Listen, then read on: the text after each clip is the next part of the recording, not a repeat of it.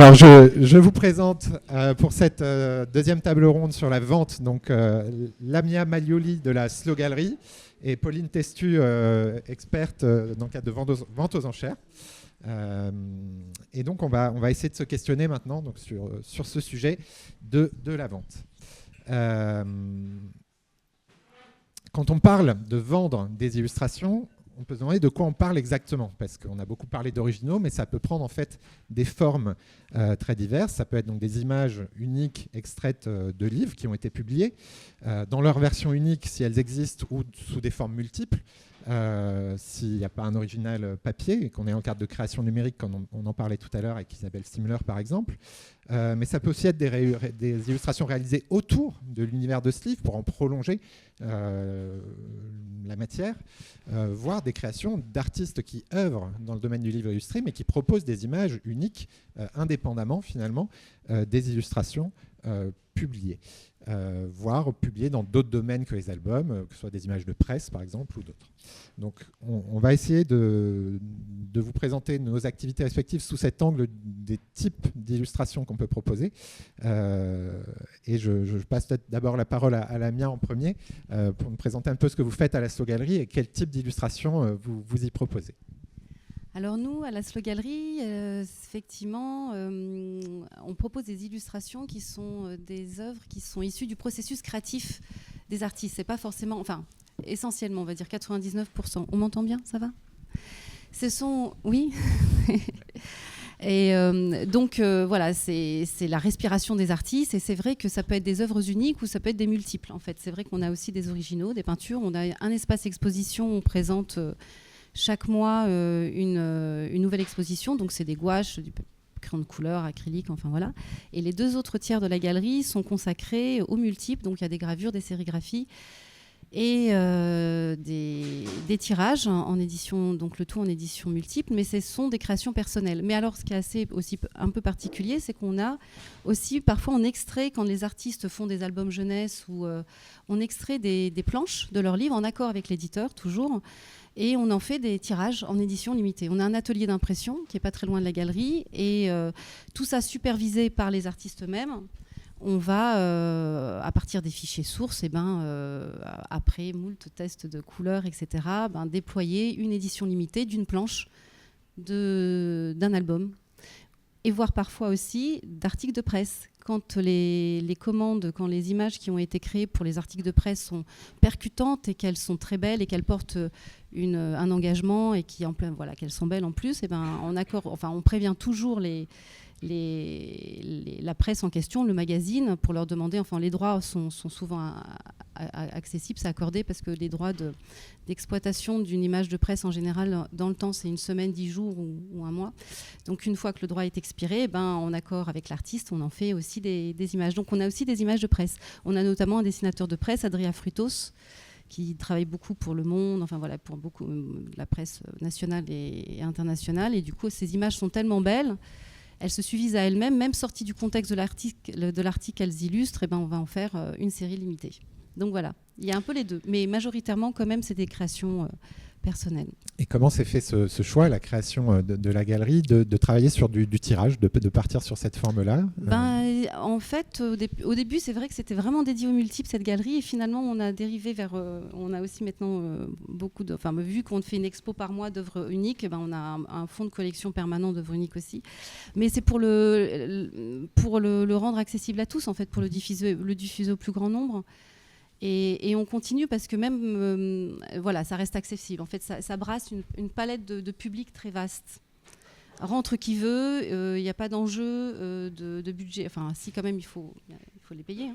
Mais il n'y a pas de spéculation non plus dessus. Donc, en fait, c'est des coups de cœur. Et les gens... il y a beaucoup de personnes qui n'étaient jamais rentrées dans une galerie avant qui l'ont fait parce qu'ils se disaient, tiens, c'est accessible, je peux m'en offrir une, parce que ça reste des éditions originales. Toutes les éditions qu'on présente à la galerie, elles sont signées et numérotées à la main par nos artistes. Donc ça reste précieux, même si ce n'est pas une œuvre unique, le multiple est précieux.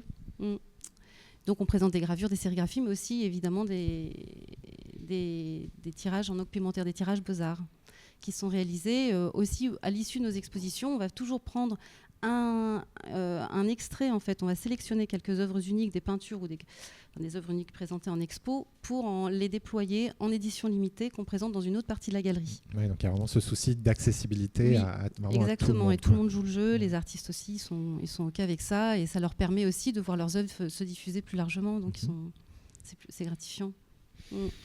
On rentrera peut-être après dans le détail de ces tirages d'art. Qu'est-ce que ça veut dire exactement à une ère où on reproduit des images de plein de manières et avec des techniques d'impression diverses et variées. Ce serait intéressant que tu nous parles peut-être concrètement de cette technique tout à l'heure d'impression, juste pour faire ce petit panorama introductif sur la typologie des œuvres et parler 2 minutes de ce qu'on fait à la galerie Robillard. Donc on va, je crois que je l'ai dit tout à l'heure, avant tout essayer de présenter des originaux d'illustrations publiées dans des albums.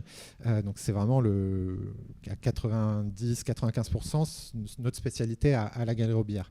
Donc on s'appuie sur des créateurs, des créatrices d'albums jeunesse dont on trouve l'univers fascinant. Donc on aimerait pouvoir exposer d'une forme autonome et on va sélectionner avec elles et eux des images prises dans leurs albums.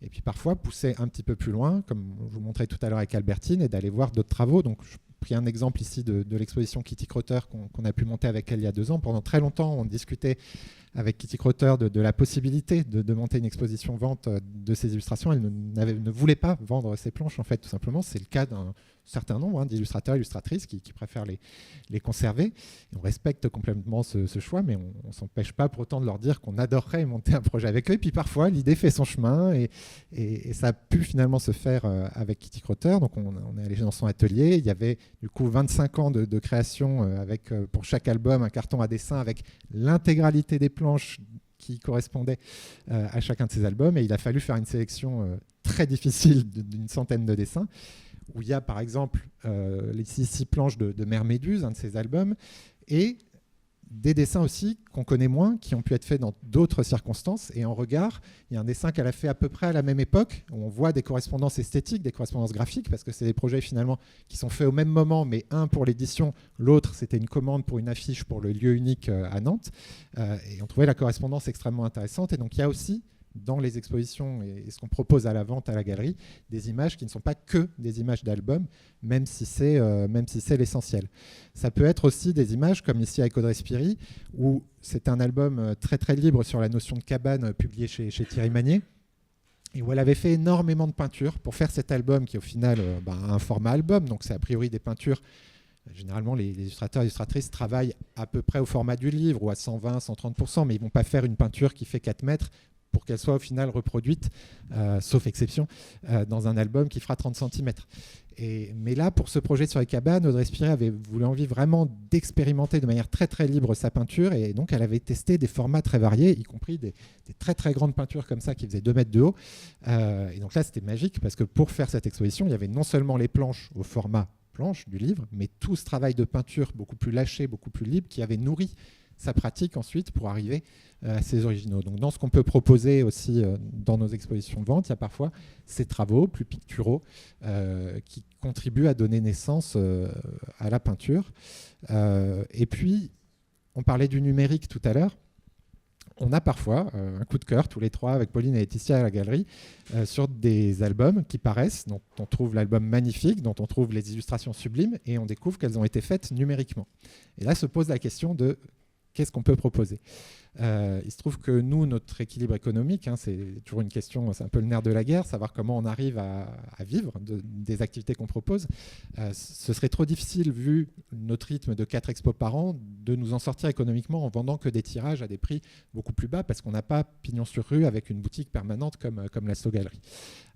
Donc proposer une exposition juste de tirage numérique, on ne s'y retrouverait pas en fait, ce serait juste pas faisable pour nous financièrement parlant. Donc on a discuté avec Tom Ogoma, en l'occurrence, parce que c'était lui, et en échangeant en fait, on a découvert que oui, il avait abandonné un peu la peinture pour travailler à la palette graphique pendant des années, pour diverses raisons personnelles, mais avec l'idée d'un projet d'exposition, ça lui a donné envie de se remettre à la peinture, et donc il a créé pour cette exposition liée à l'album à travers une 30aine de gouaches inédites inspiré de l'univers du livre. Il n'a pas reproduit les planches, mais il a fait des variations, on va dire, comme un musicien ferait des variations sur un morceau, qui ont pu être du coup proposées ici dans l'exposition. Donc voilà, quand on dit montrer, vendre un original, ça peut prendre en fait toutes ces formes-là, et c'est pas toujours pile poil la planche qui est proposée dans le livre. Pour continuer juste un premier tour de table, Pauline Tessieux, dans le cadre des ventes aux enchères, parce qu'on voit apparaître peu à peu des illustrations aussi, enfin nous c'est ce qu'on observe un petit peu de l'extérieur dans ce monde parfois assez fascinant mais mystérieux des ventes aux enchères. On voit que sur le monde de la bande dessinée, c'est extrêmement plein essor depuis peut-être 7-8 ans, et que sur un certain nombre de ventes de bande dessinée, on voit ventes aux enchères, bande dessinée et illustration de plus en plus souvent. Est-ce que tu peux nous parler un peu de ça et des images qui sont proposées dans ce cadre-là Alors effectivement, le monde des enchères peut paraître fascinant, mais il est accessible. Moi, je suis experte indépendante, je travaille beaucoup à l'hôtel Drouot, où chacun peut rentrer, il faut le savoir, et dans une salle avoir un ours polaire empaillé de 2 mètres et à côté une vente bande dessinée et illustration. C'est quelque chose que je tiens à mettre sur mes catalogues. Alors, c'est le marché de la BD, évidemment, je ferai des parallèles, parce qu'à la base, je suis spécialiste BD et effectivement illustration. Le marché vente aux enchères bande dessinée, il existe quand même depuis les années 90. La vente d'originaux de bande dessinée depuis les années 80. Et effectivement, on s'aperçoit que la bande dessinée, c'est aussi l'illustration, dans le sens où, par exemple, les couvertures d'albums vont très bien se vendre aussi. Elles sont encore plus uniques que les planches, puisque vous avez dans un album environ une quarantaine de planches originales qui vont constituer l'album, et la couverture qui est encore plus rare. Mais le travail des auteurs de BD aussi est fait d'illustration, puisqu'il y a des illustrations de recherche, des illustrations pour Ex Libris, parfois des commandes, etc. Alors moi, donc vous avez là un exemple de salle des ventes. On a une exposition, ensuite on va voir la vente aux enchères. Nous, on est un peu plus sur l'ancien, dans le sens où on a moins de contemporains, mais ça commence à venir petit à petit. Il m'arrive, alors là vous avez Dubout par exemple, il m'arrive beaucoup d'avoir du dessin de presse, parce qu'il y en a eu beaucoup, que ce sont des figures maintenant reconnues. Et donc là, Dubout, mais ça peut être Sampé, qui a atteint des records en vente aux enchères. Là, nous avons Kiraz, que vous connaissez, avec les Parisiennes. Je passerai après sur cette illustration. Mais donc, alors, il m'arrive aussi d'avoir certains multiples qui sont devenus rares, car faits par des grands auteurs, malheureusement plus de ce monde. Mais Franquin, par exemple, a signé des sérigraphies qui sont assez recherchées. Il m'arrive d'avoir des dessins de presse, des crayonnés de recherche et des originaux qui vont être dans un album. Et je privilégie de plus en plus l'illustration, dans le sens où le public les collectionneurs de planches originales, c'est un public certes, mais ils vont être aussi touchés par le dessin en général. Donc ça permet de faire des passerelles. Et d'autres personnes qui n'ont pas forcément le goût pour la bande dessinée vont avoir le goût de l'illustration. Donc voilà, ces 2 domaines s'interpénètrent. Alors, petit aparté, ce dessin de Sampé a été vendu en 2021 autour de 50 000 €. Voilà. Alors, ça, c'est un record. Toutes les illustrations ne sont pas vendues à ces montants-là. Mais ce qui est important de voir, c'est que... alors, Frédéric Bosseur parlait bien de la mélancolie, des souvenirs d'enfance, des images que chacun a pu voir. C'est exactement la même chose pour l'illustration, surtout ces illustrateurs-là, Sampé, Kiraz, Dubout, Topor, ce genre de choses. Donc, ça va être acheté par des gens à qui ça parle, qui ont vu ça dans le journal, qui ont effectivement, là pour le coup, les moyens de bien se faire plaisir. Voilà. Donc, dans mes catalogues, je fais en général une partie dédiée à l'illustration. Il va y avoir aussi des choses parfois non identifiées, des années 30-40. C'est quelque chose que j'aime bien faire. Ça permet aussi de faire des recherches de mon côté. Parfois on trouve, parfois on ne trouve pas. Mais il y a des choses absolument merveilleuses qui sont parues dans beaucoup d'ouvrages. Ceux qui rasent là, après j'arrête de parler de records ou quoi, mais pour info, ça c'était quelque chose qui a été estimé entre 2 000 et 3 000 €. C'est une gouache. On n'en voit pas tant que ça sur le marché. Il y a beaucoup de petits dessins de Kiraz, notamment pour Jour de France. Mais celle-ci s'est vendue à peu près 7 000 €, voilà, par quelqu'un qui n'achetait pas de BD. Donc, voilà. Mais je m'égare peut-être un peu. Donc, on va avoir tout type de techniques, du dessin crayon, beaucoup d'encre de Chine, notamment sur le dessin de presse, de la gouache, ce genre de choses.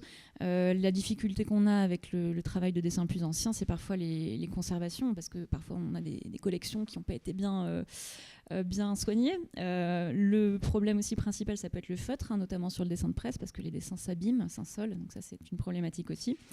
On a aussi des dessins publicitaires parfois.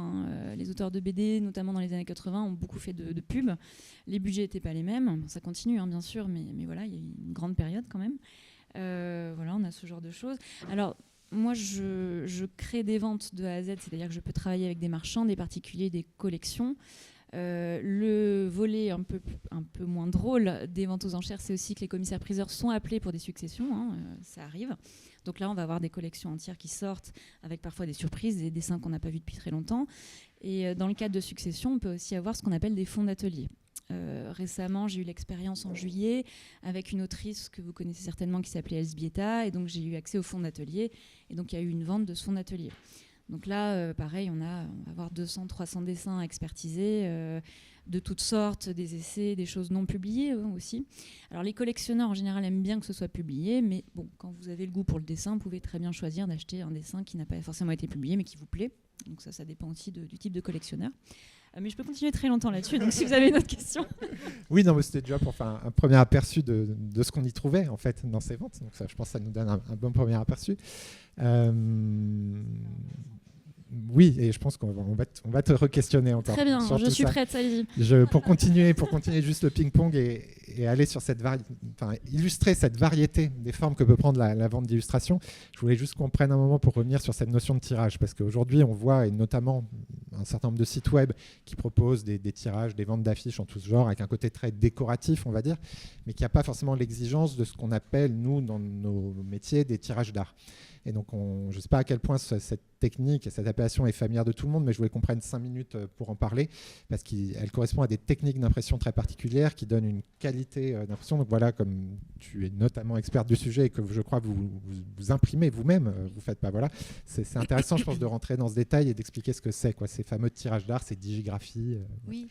Alors, c'est des tirages qui sont réalisés souvent à partir des peintures ou des œuvres uniques des artistes qui vont les scanner, ou nous, on les scanne aussi à l'atelier, dont on les scanne en très haute définition, ce qui nous permet aussi parfois de les agrandir. En fait, si un original peut faire une taille A4, si on le scanne en très haute définition, on peut vraiment doubler, tripler, quadrupler la taille d'un... Et des fois, c'est le désir d'un artiste de dire « je l'ai fait dans ce format-là, mais finalement... » En édition limitée, en multiple, j'aimerais bien le voir en grand.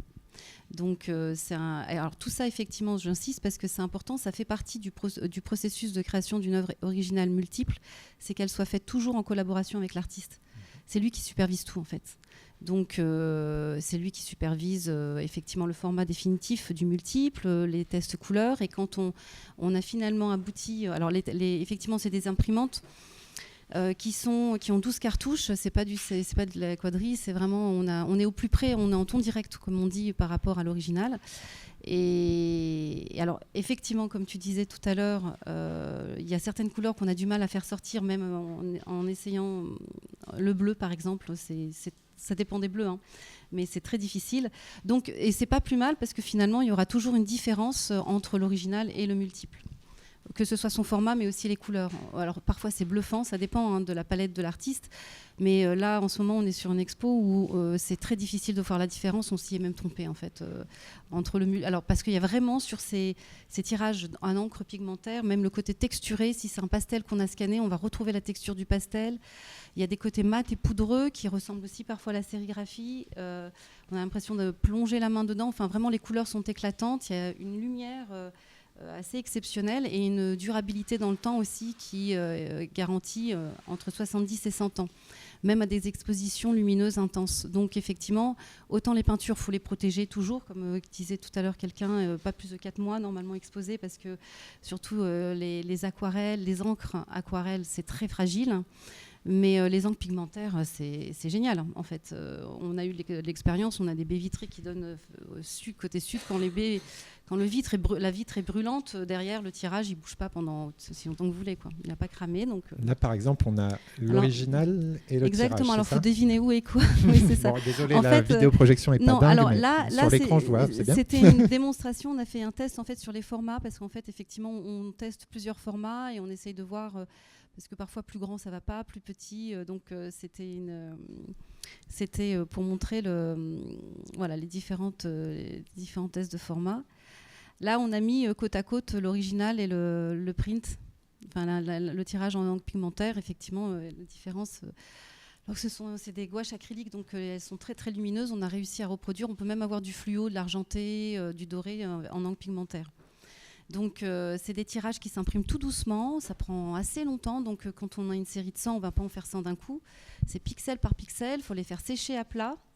Et quand c'est sec, on invite les artistes à venir les signer et les numéroter.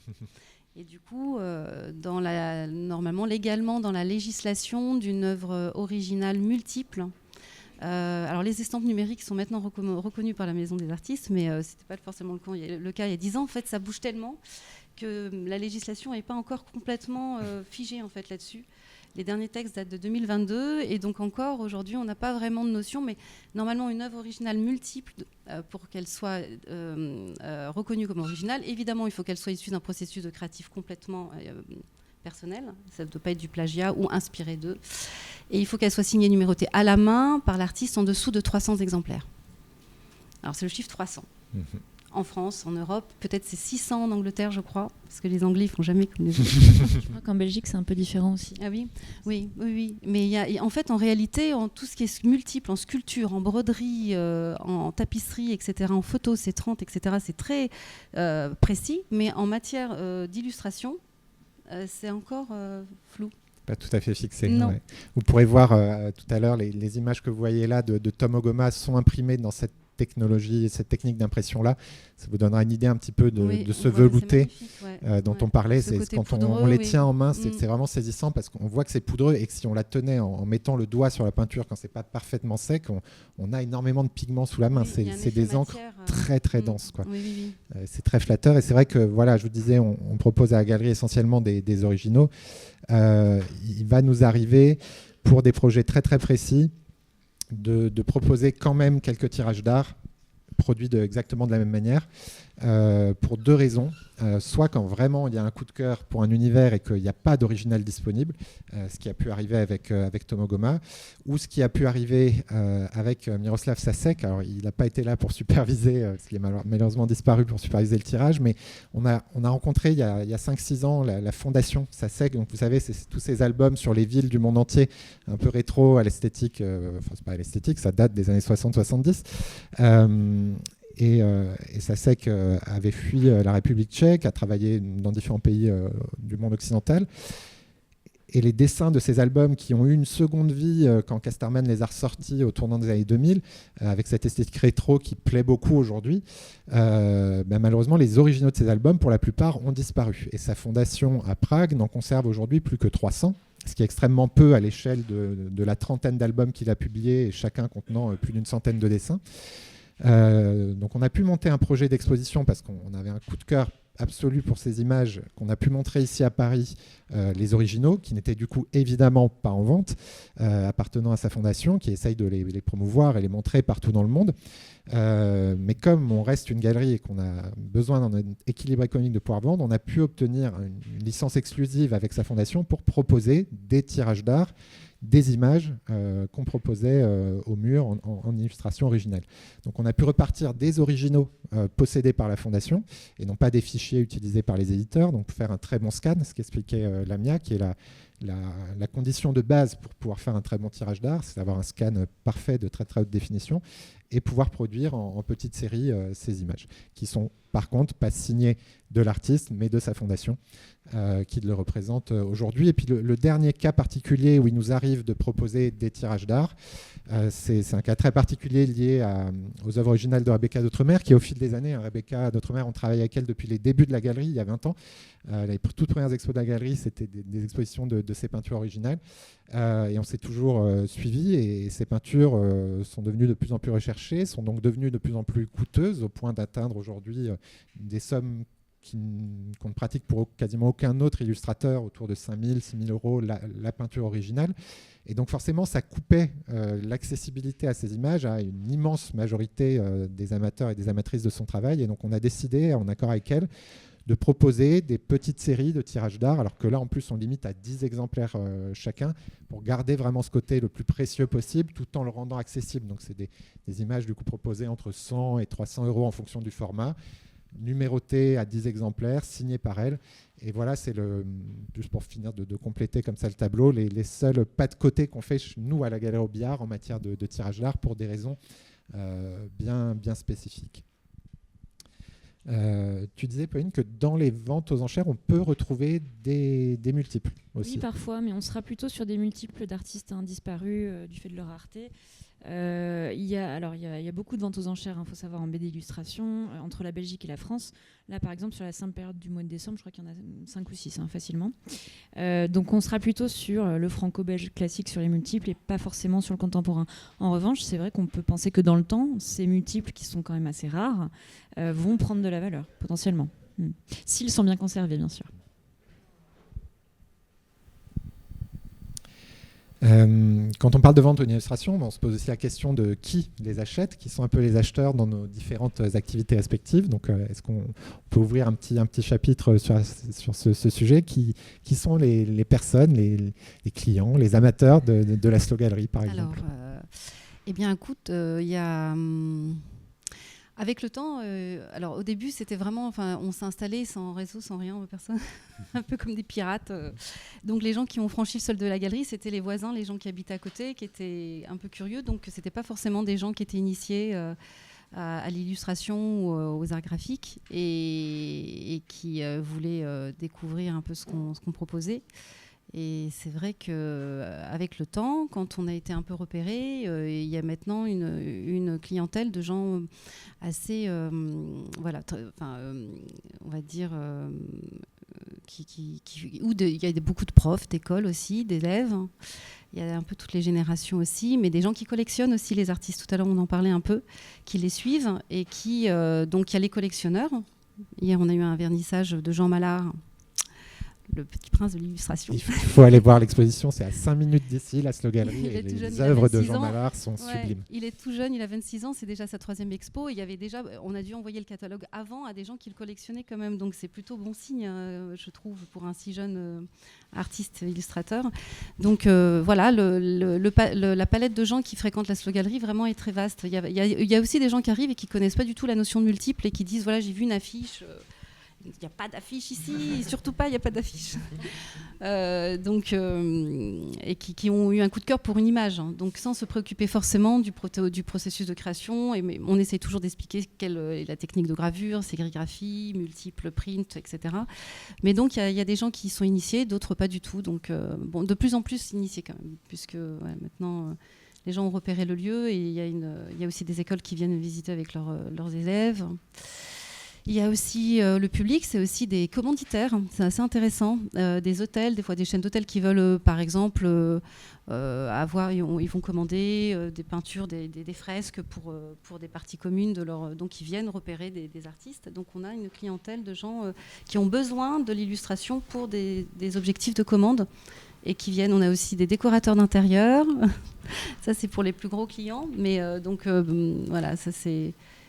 Mais pour le public, les personnes privées qui viennent, c'est assez large. Ouais. Est-ce qu'il y a une connexion avec le monde du livre illustré particulière? Aussi, oui, à quel point Il y a des éditeurs qui passent pour repérer aussi leurs prochains artistes, ou bien qui viennent. On vend des livres aussi, enfin quelques livres juste qui sont édités par des artistes de la galerie. Quand ils ont fait des livres, on en propose toujours une petite série pour pouvoir illustrer leurs travaux d'édition. Mais oui, il y a le public professionnel, on peut dire, voilà, c'est ça. Il y a aussi les professionnels du milieu qui viennent, que ce soit des éditeurs ou des gens de la pub ou de la com. Et puis, mais après, dans les personnes privées, voilà, ouais, c'est très large, ouais, finalement, oui, c'est très large, du fait de l'accessibilité. Oui, parce qu'en aussi fait, par pour tirages. apprécier l'illustration, il n'y a pas besoin d'avoir un bagage en histoire de l'art. Ça concerne tout le monde, en fait. Et c'est des sujets qui sont tellement ancrés dans le quotidien. C'est peut-être la frontière avec les beaux-arts. C'est vraiment des sujets sociétaux, souvent, qui sont emparés par les artistes parce qu'ils ont envie de parler de plein de choses. En plus, en ce moment, il se passe plein de choses. Donc, ça parle à tout le monde. Donc, c'est très... on disait le mot populaire tout à l'heure. Populaire par essence, l'illustration, on les voit dans aussi les affiches de cinéma, les affiches de festivals culturels, etc. Donc, et les gens, en fait, font aussi référence, reconnaissent un artiste qu'ils ont vu sur une affiche en disant « mais Je sais que vous avez des œuvres d'elle aussi à la galerie. Donc en fait, il y a vraiment des ponts qui s'établissent entre les œuvres de commande des artistes qui sont publiques et qui sont et les œuvres qui sont leurs œuvres personnelles. Donc en fait, ça fait un effet. C'est hyper intéressant en fait. C'est une sorte de ping-pong permanent et les gens le remarquent en fait. Les gens savent que telle pub qu'ils ont vue dans la rue, est faite par un artiste de Laszlo et viennent voir son travail personnel et le suivent. Et donc il y a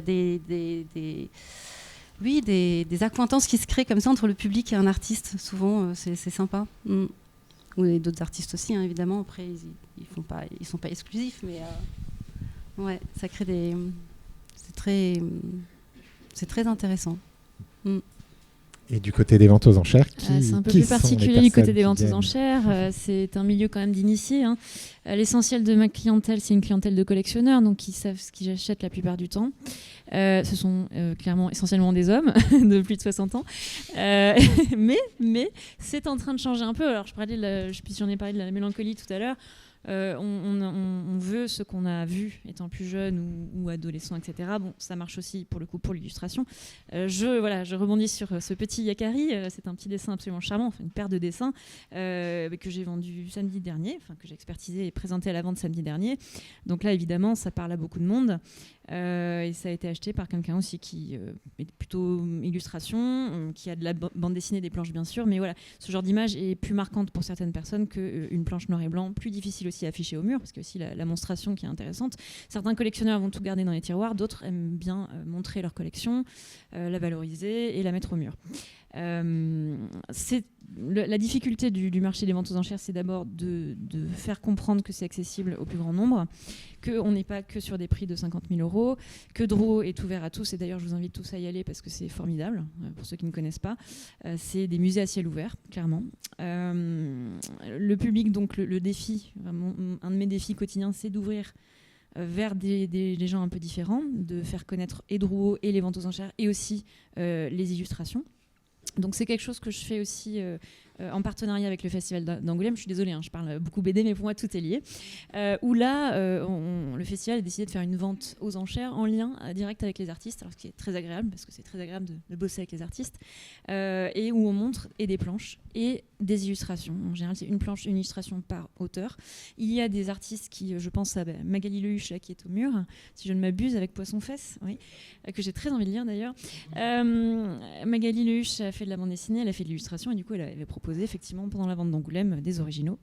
Donc, on a de plus en plus quand même de gens qui ont 30-40 ans et aussi de femmes qui vont se mettre à acheter.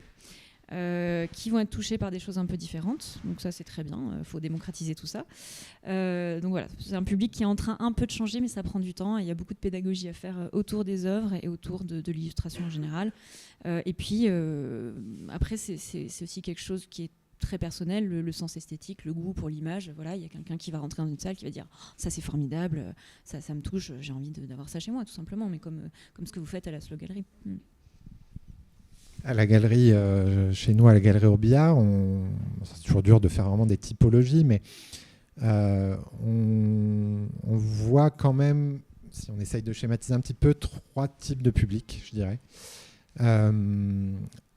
La première connexion, c'est des gens du monde du livre illustré, du monde du livre jeunesse. C'est notre identité de base, donc forcément, ça parle d'abord à cet univers-là, donc de gens qui sont amateurs d'albums jeunesse, qui les collectionnent, qui les partagent avec les enfants, qui se font parfois autant plaisir à eux-mêmes qu'à leurs enfants. Je pense qu'on a tous vécu ça dans les albums et qui ont l'envie, l'émotion particulière de venir voir les originaux qui se cachent derrière les albums qu'ils ont adorés, de venir découvrir les planches originales d'artistes du livre pour enfants qu'ils aiment. Donc ça, c'est un premier noyau qui enrichit évidemment des gens qui travaillent dans ce milieu-là aussi, puisque souvent, c'est un métier passion, et donc il y a aussi un goût personnel, et ils viennent du coup voir ses origines.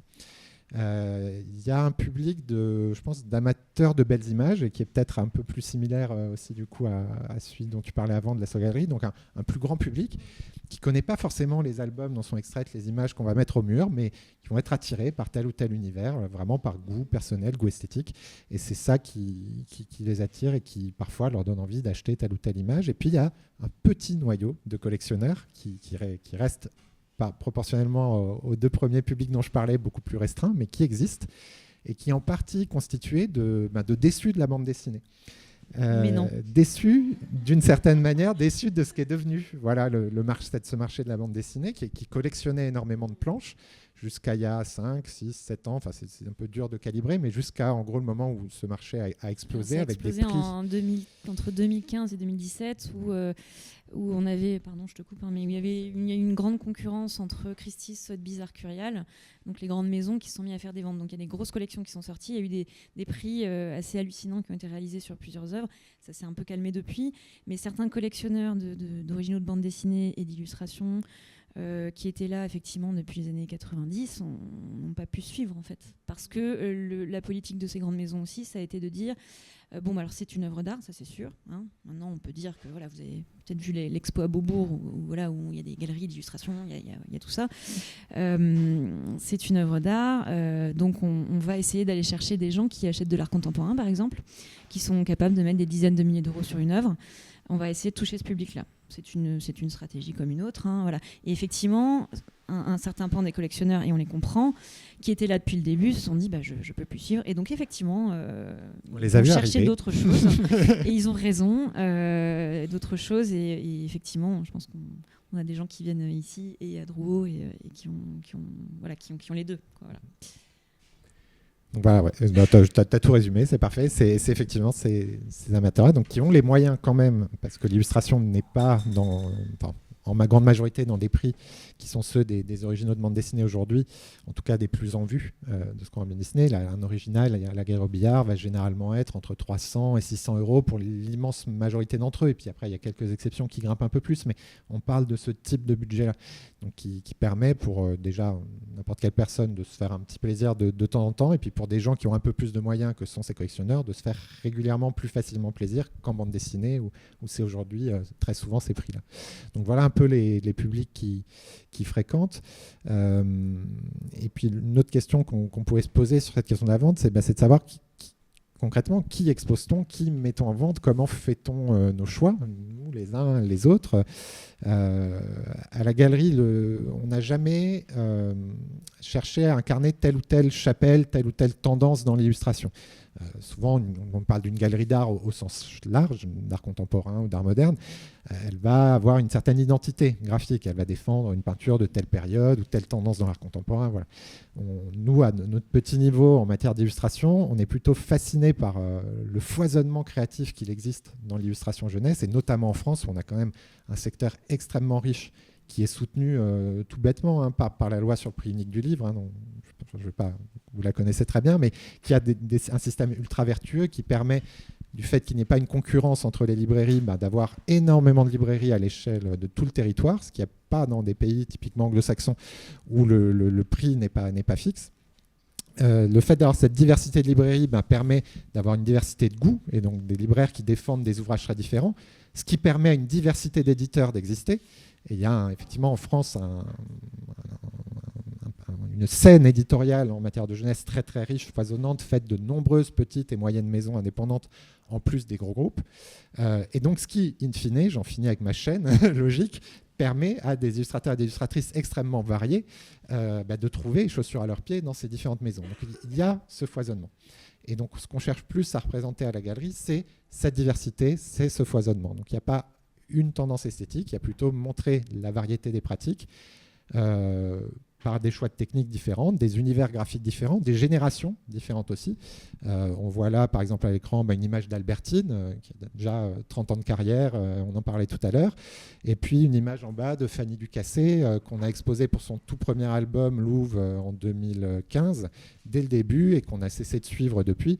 On voit des générations divergentes. Parfois, on va sur un côté un tout petit peu plus patrimonial, et c'est ce qu'on avait pu faire avec Sasek. En haut à droite, c'est une image de Johanna Concejo, et puis de temps en temps, une exposition collective qui peut être soit liée à un éditeur. Donc, on avait pu exposer les 1 an des éditions La Partie qui est une maison d'édition qui, en fait, qui a une plus longue histoire derrière elle, même si la maison n'avait qu'1 an à l'époque, puisque c'est l'émanation d'un ancien label, une ancienne collection d'Albin Michel qui s'appelait Trapèze, qui était la collection extrêmement créative d'Albin Michel et qui a donné la partie. Donc, on avait fait cette expo collective ou parfois des expos duo. J'en parlais tout à l'heure. On va chercher à montrer deux univers qui peuvent se compléter, se faire écho à travers une même exposition. Comment vous faites vos choix, vous, à Laszlo ? Un peu comme la Galerie Robillard, je pense, effectivement, de balayer une palette de talents créatifs assez variés, sans se confiner à une chapelle ou un style particulier. Et du coup, voilà. Et c'est des coups de cœur aussi, voilà. Alors, tu parles des expositions ou de la sélection des artistes, peut-être. Enfin, c'est lié parce que de toute façon, tout le monde expose après. En général, c'est quand on reçoit des dossiers ou quand on intègre un nouvel artiste à la galerie, quand on choisit d'intégrer un nouvel artiste à la galerie, c'est qu'on est percuté par un style, une signature graphique, par une technique aussi hyper aboutie et par une forme, un univers. En fait, l'artiste nous emmène dans son univers à lui. Donc c'est souvent des artistes qui ont des créations évidemment très personnelles, très sincères, et je pense qu'à partir du moment où il y a ces deux qualités comme ça chez un artiste, évidemment la maîtrise technique, il faut qu'il sache bien maîtriser son médium, mais la sincérité de son expression, sa sensibilité, ça touche direct le cœur en fait. Ça se voit, c'est immédiatement lisible et du coup on ne peut pas résister. Et c'est vrai que nous on a beaucoup d'artistes déjà à la galerie, mais quand on en rencontre un nouveau ou une nouvelle artiste et qu'on tombe un peu de sa chaise, on va pousser les murs, on va trouver de la place. Voilà, donc effectivement, et on essaye aussi de faire en sorte que chaque artiste ait sa singularité et qu'il n'y ait pas de recouvrement ou d'interférence, parce que forcément les artistes, comme ils se regardent beaucoup avec Instagram, les réseaux sociaux, ils ne peuvent pas s'empêcher des fois inconsciemment ou consciemment d'absorber un peu de ci, un peu de ça, et du coup de faire un peu il y a un peu de confusion des fois dans les styles, et il ne faut surtout pas, nous chaque artiste qui intègre la galerie doit arriver avec son intégrité totale, personne ne va lui ressembler, personne ne va lui marcher sur les pieds, il est dans son univers entièrement singulier, quoi. Voilà, il n'y a pas de recoupement de style parce que c'est facile, ça peut arriver. Oui, il y a des tendances, on les observe tous. Oui, il y a des tendances, oui. Ouais. Parce que parfois, il y a des personnes qui viennent à la galerie en disant ouais, mais je connais quelqu'un dans mon entourage, et il va certainement vous plaire parce qu'il fait un peu comme. Non, on va pas l'intégrer, on va pas commencer à court-circuiter nos artistes. Donc effectivement, on essaye de leur réserver une place particulière pour chacun, quoi. Et du côté des maisons de vente, comment on fait la sélection Alors, dans un monde idéal, je choisis tout. Ça n'est pas vrai du tout. Il y a plusieurs types de ventes. Il y a des ventes que je monte de A à Z avec certaines études. Donc là, je vais parfois même aller voir certains artistes que j'ai envie de défendre. Parce que Drouot, c'est quand même une plateforme aussi Internet. C'est 31 pays, c'est 800 ventes par an. Donc potentiellement, on peut soit être un peu noyé dans la masse, soit toucher un public différent. Donc c'est un travail de longue haleine. Mais je suis... appelé aussi par quand j'ai des études, des maisons de vente, sur des dossiers où je ne sais pas ce que je vais avoir devant moi, où là mon travail c'est de dire ce que c'est, d'expertiser. Donc là il n'y a pas vraiment de choix.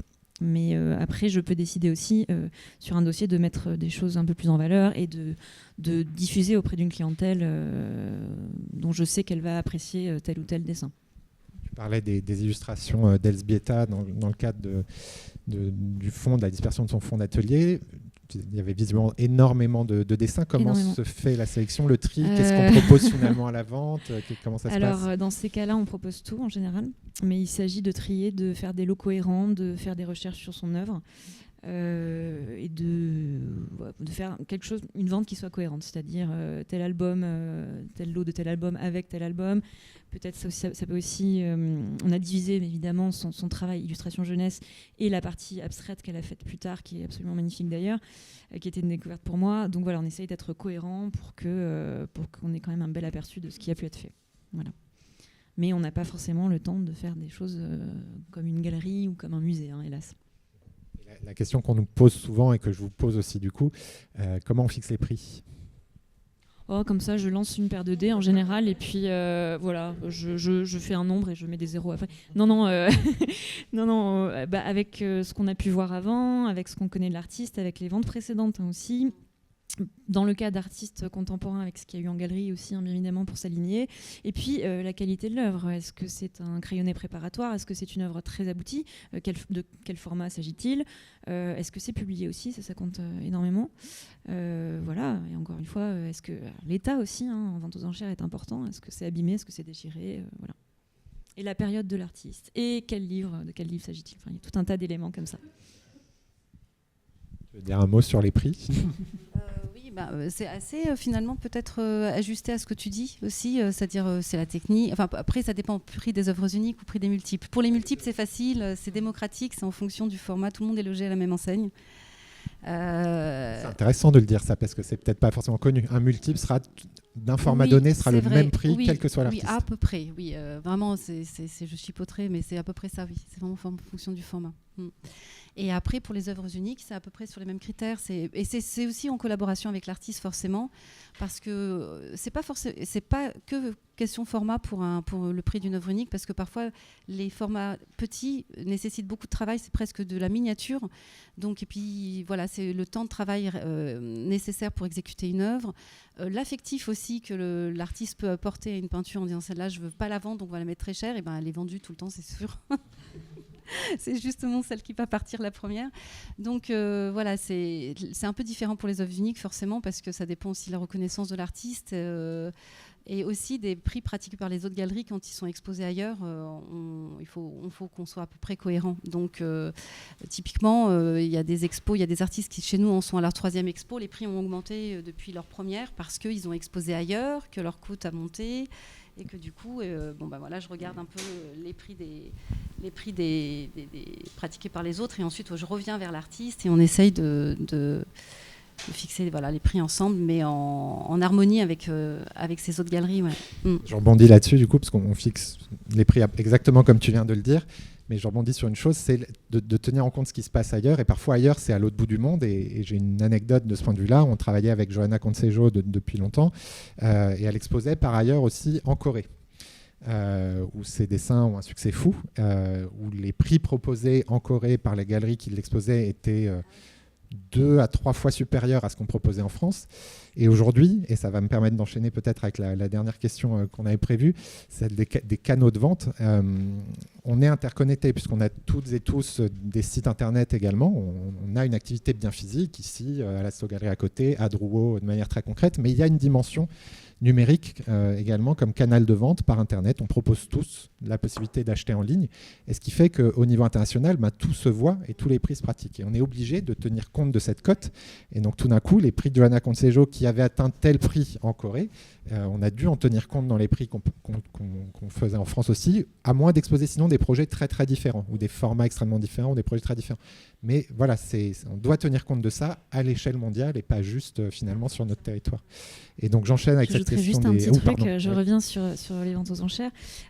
C'est quand même assez spécifique parce que parfois le prix aussi, hélas, est lié à la quantité. Notamment sur une vente de fonds d'atelier, où bien évidemment, si vous avez 150-200 œuvres d'un même artiste qui arrive, vous ne pouvez pas faire des prix galeries. On est vraiment, les enchères, c'est le second marché, c'est pas le premier, donc parfois il y a des culbutes dans un sens comme dans l'autre. Donc voilà, mais ça aussi, cette spécificité que vous pouvez avoir 3 personnes qui veulent la même chose, et là ça va s'envoler. C'est une part de hasard, c'est ça qui est assez drôle d'ailleurs dans ce milieu-là, et donc ça peut créer des bonnes comme des mauvaises surprises. Voilà. Sur ce côté marché secondaire, du coup, oui, dont on n'a pas forcément parlé, je me posais la question, dans les ventes que tu as proposées, quelle est la part d'œuvres qui sont vraiment des œuvres qui ont déjà été achetées par telle ou telle personne et qui les remettent en vente, et la part d'œuvres où toi, tu vas solliciter, parce que ça, on ne le sait pas forcément, mais dans une enchère, tu peux aller solliciter des artistes pour obtenir des pièces directement. Comment tout ça s'équilibre Alors clairement, 90% c'est des gens qui ont déjà acheté auparavant. Donc c'est pour ça qu'on parle de second marché. Et peut-être 10%. Alors ça dépend des ventes. La vente d'Angoulême est quand même assez spécifique puisqu'on bosse direct avec les artistes. Mais il y a peut-être 10% ou même un peu moins de choses que je vais chercher moi-même. Ou alors qui viennent directement de la famille, donc qui ne vont jamais être sortis dans les autres ventes. Voilà. Et donc sur la dimension des canaux de vente, enfin entre ce qui se passe in situ dans nos lieux respectifs et ce qui se passe en ligne, aujourd'hui à Slogalerie, c'est une activité qui est vraiment équilibrée entre les deux. Comment ça se passe pour vous ? Tu veux dire les ventes en ligne sur le site et, ouais. et, quelle et sur part place à la finalement galerie ? ça représente ? Est-ce que c'est juste une vitrine ou est-ce que c'est devenu un vrai canal de vente ? Oui, bah non, la vente en ligne, ça permet d'être vu par le monde entier. Enfin, c'est pas, on aimerait, mais ça permet, d'agrandir l'impact de diffusion de nos artistes partout dans le monde. Et il est assez vu. Après, au niveau vente, il y a beaucoup de passages sur le site. Les ventes, elles représentent 30% à peu près des ventes totales. C'est important. Ouais. Oui.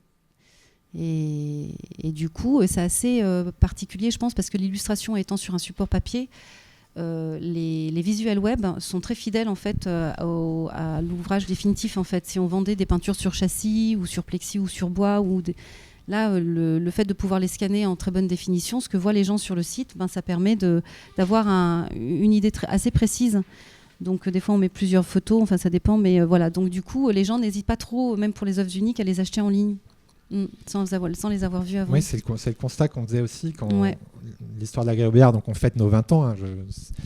La galerie a été créée par Jeanne Robillard, d'où le nom il y a 20 ans. On a pris sa suite il y a 10 ans avec Laetitia et Pauline. Et la galerie avait historiquement, pour celles et ceux qui le connaissaient, un lieu fixe pendant les 10 premières années, qui était un petit local d'une 30aine de mètres carrés. Et voilà, c'est une galerie bien physique qui avait pignon sur rue. Et en prenant la suite de Jeanne, en discutant beaucoup avec elle aussi sur l'équilibre économique de ce modèle-là, qui n'était pas forcément évident à tenir, on a décidé de faire évoluer les choses. Et il se trouve qu'on est, nous, par ailleurs, éditeurs. On est éditeur de la revue Dada, la revue d'initiation à l'art. Et donc, on a pu regrouper finalement les bureaux de la galerie avec les bureaux de la maison d'édition, à 5 minutes d'ici, et de se dire on va changer de modèle pour les expositions vente de la galerie, c'est-à-dire qu'on va occuper un lieu uniquement le temps des expositions, qui est le lieu où on est ici réunis, 4 ou 5 fois dans l'année, ce qui va nous permettre aussi de faire des expositions qui ont plus d'ampleur. On a 5 fois plus de place que ce qu'avait la galerie avant. Par contre, on est ouvert en mode exposition que 5 fois dans l'année. Et le reste du temps, on va recevoir sur rendez-vous dans nos bureaux, puisque ce n'est pas un espace d'exposition, il n'y a pas des œuvres au mur en permanence, mais pour les gens qui voudraient consulter les dessins, les peintures qu'on propose. Et on avait au départ pensé notre site d'abord comme un site vitrine, pour que les gens qui viendraient sur rendez-vous puissent voir les 2000 dessins et peintures qu'on a avant de venir les voir sur place. Et on s'est assez vite rendu compte qu'en se disant oui, les gens ne vont pas acheter un dessin à 500 € comme ça en ligne sans l'avoir vu. Et assez vite, on s'est rendu compte qu'en fait, que si, les gens n'avaient pas de problème avec ça. Et il y a ceux qui continuent à venir prendre rendez-vous, regarder et choisir sur place. Et il y en a beaucoup d'autres, finalement, qui passent par le site et achètent directement.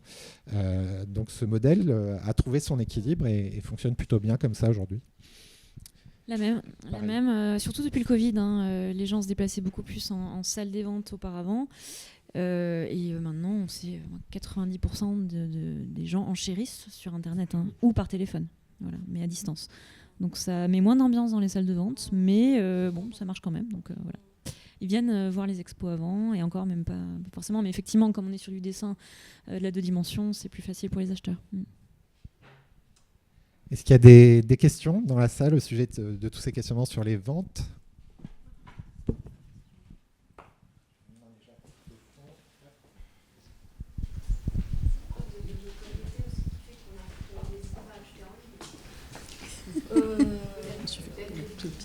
Oui, si, j'ai une crédibilité. non, mais oui, une maison de vente, forcément, qui travaille depuis des années, oui, et puis même l'hôtel Drouot, c'est une structure qui existe depuis 170 ans, quand même. Donc c'est une marque de sérieux. Et puis, il faut savoir que la législation en France sur les ventes aux enchères est quand même assez... assez cadré, quoi. Voilà. Le métier de commissaire-priseur, c'est pas quelque chose qu'on fait en claquant des doigts. En France, en tout cas. Voilà. Bonjour, j'avais une question qui concerne la rémunération de l'artiste. J'imagine quand il y a une vente qui est réalisée, qu'il y a un partage des recettes qui est fait entre la galerie ou la maison de vente et l'illustrateur. Donc je voulais un peu connaître en pourcentage la répartition. Et puis par ailleurs, pour la Galerie Robillard qui propose des expositions à la location, pareil, comment ça se passe quand vous louez à une institution ? Comment ça se passe pour l'illustrateur ? Est-ce qu'il a cédé des droits de monstration ? Est-ce qu'il touche une commission ? Voilà.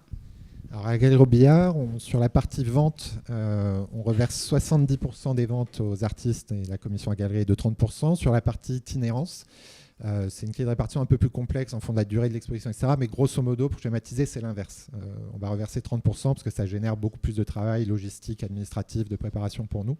Donc c'est à peu près ces ratios-là. D'accord, ok. Et alors nous, pour la Slow Galerie, je sais pas qui parle, mais Ah oui. Alors, il y a trois taux de rémunération. Ça dépend si ce sont des multiples ou des œuvres uniques. Pour les multiples, si un artiste nous dépose par exemple des gravures, des sérigraphies, c'est 50-50, si c'est lui qui dépose. Si c'est nous qui créons, en fait, s'il nous confie toute la chaîne de production du tirage dans notre atelier, à ce moment-là, c'est 30% pour lui, 70% pour nous, mais on prend en charge tout. Je précise, et d'ailleurs, pour pas, voilà, parce que en général, ils ont le choix de le faire ou pas. D'ailleurs, c'est toujours un choix ou de faire les tirages d'eux-mêmes ou de nous les confier. Et c'est vrai que souvent, ils en reviennent à nous les confier parce que finalement, les tirages en pigmentaire, quand on les fait faire dans des ateliers, ça coûte un bras en fait. Et il faut vraiment, pour avoir des prix intéressants, en commander beaucoup. Et ce qui reste quand même un sacré budget. Il faut en commander au moins 10 ou 15 pour arriver à des taux dégressifs, des prix dégressifs, alors que chez nous, du coup, on prend tout en charge. Quand les artistes n'habitent pas Paris, on leur expédie en France ou à l'étranger avec un bon retour pour pas qu'il y ait de frais de port. Donc, ils s'occupent de rien, en fait. Ils sont bichonnés, ils ont des massages des pieds quand ils viennent signer à la galerie. Oui, c'est vrai, je le précise, s'il y a des artistes ici. Donc, ils font rien et on s'occupe de tout. Et donc, ils ont 30% et nous 70%. Et s'ils vendent des œuvres uniques, à ce moment-là, le taux change. C'est 60% pour l'artiste et 40% pour la galerie. Voilà, donc il y a 3 taux pour l'artiste, 60, 30 et 50, en fonction du type de dépôt et du type d'œuvre aussi. Et pour ce qui est des ventes aux enchères, alors bien évidemment la question est différente puisque donc, rarement on a affaire aux artistes en direct. Donc là on est sur une commission classiquement sur le prix marteau qui va aller de 12 à 18%. En revanche, comme il s'agit du second marché, on a des gens qui ont acheté en galerie ou à un artiste qui revendent. Donc là c'est un peu plus différent. Il y a quelque chose en France qui s'appelle le droit de suite. À partir d'un certain montant de prix, on reverse un pourcentage aux ayants droit ou à l'artiste. Voilà, c'est géré par la DGAP. Et voilà. D'accord, je vous remercie. Mais je vous en prie.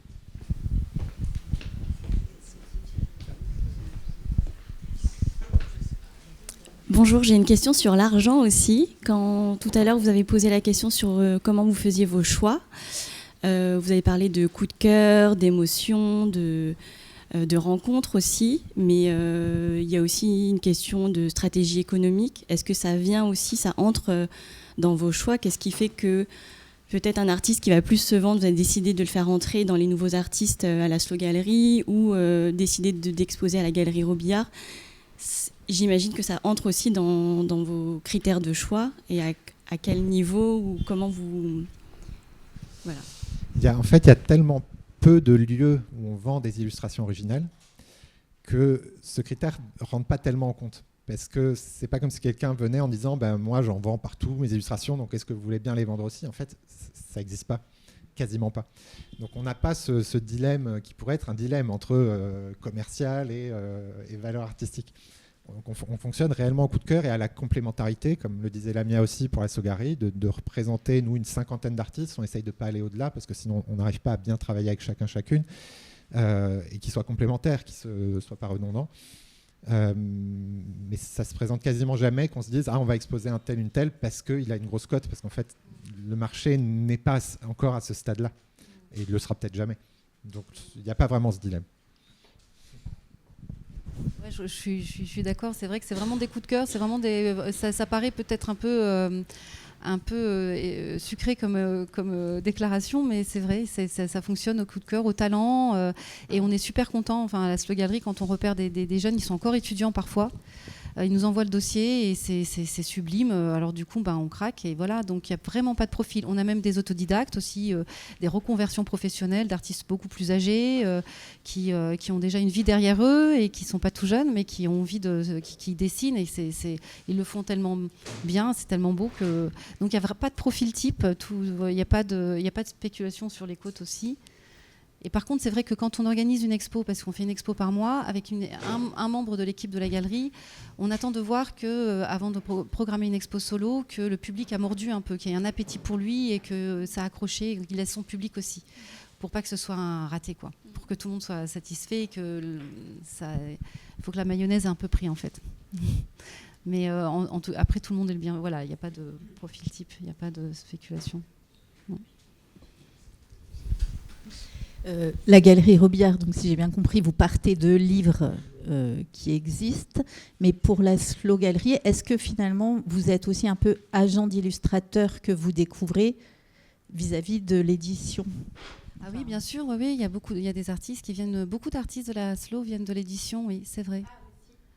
Oui, après, voilà, parce qu'ils ont une vie à côté et donc ils font des livres, etc. Après, on a une agence d'illustration qui est adossée à la galerie aussi et qui représente une vingtaine d'artistes de la Slow Galerie, parce qu'il y a beaucoup d'autres artistes de la Slow qui ont leurs propres agents, et donc du coup on a des artistes de l'agence qui ont des projets d'édition, etc.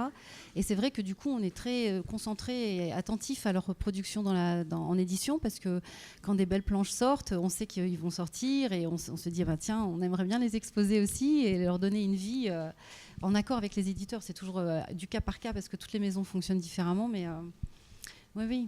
J'ai une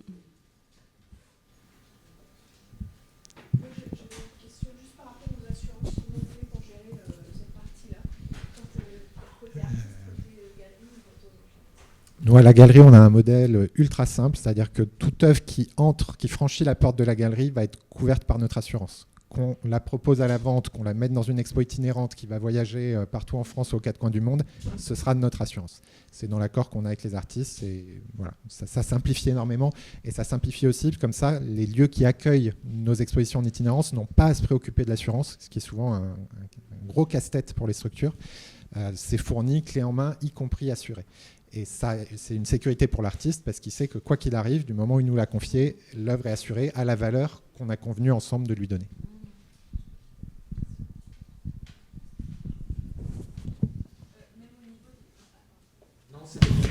Passer le micro, parce que sinon on n'entendra pas les questions à l'enregistrement, et les questions sont intéressantes aussi, donc c'est intéressant.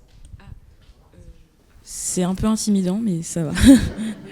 Même au niveau pour l'assurance, en fait, dans les expositions itinérantes, c'est aussi des créations originales que vous mettez dans l'itinérance, ou plutôt oui, dans les expos itinérantes, c'est aussi des planches originales. Non, vraiment, à part les 3 exceptions que j'ai évoquées tout à l'heure, où il y a des tirages d'art, tout le reste, c'est des originaux, donc y compris dans les itinérances. Donc on veille ensuite, avec les structures qui accueillent les expositions, à leur dire ne les accrochez pas en pleine lumière. On essaye de se rapprocher le plus possible des exigences muséales dont Emmanuel Martinat-Dupré a pu parler tout à l'heure, même si on n'est pas aussi rigoureux en termes de durée d'exposition, puis durée de mise à l'abri de la lumière. Mais on essaye de sensibiliser toutes les personnes avec qui on travaille pour qu'elles aient ce respect des originaux, parce que c'est bien des originaux qui voyagent.